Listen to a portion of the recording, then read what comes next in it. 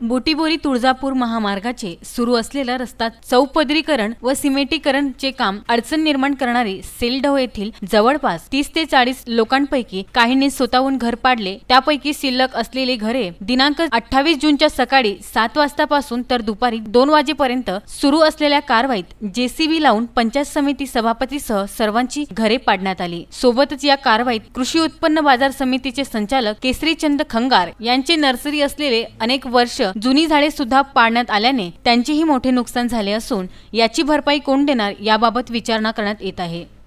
तर ही जागा जास्त आहे तर मग आता हे पडलेलं जागा ते आणि त्यामध्ये दबलेलं माझं सामान याचा पैसा कोणी द्यावा।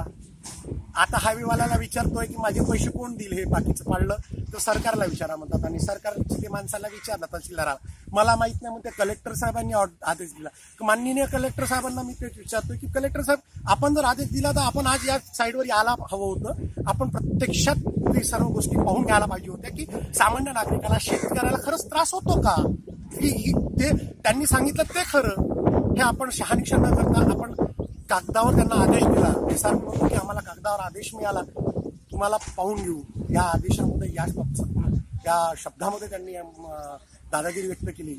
एकही सामान मला घरातलं काढता आलं नाही, काय करावं।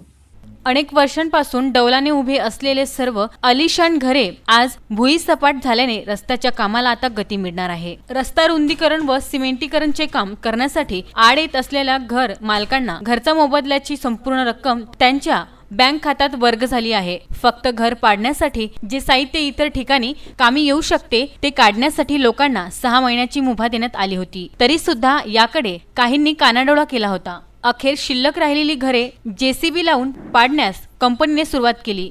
लोकांचीही या बाबतीकडे कोणतीही तक्रार नसून शिल्लक राहिलेला पण महसूल विभागाचे दिरंगाईमुळे प्लॉट फेरफार न झाल्यामुळे जमिनीचा मोबदला न्यायालयीन लढाईत अटकला असल्याने तो केव्हा मिळणार याकडे सर्व पीडितांचे लक्ष लागले आहे।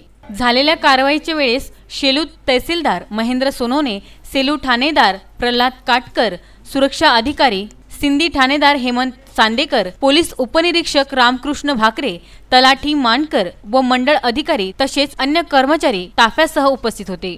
BCN news bureau, Selu.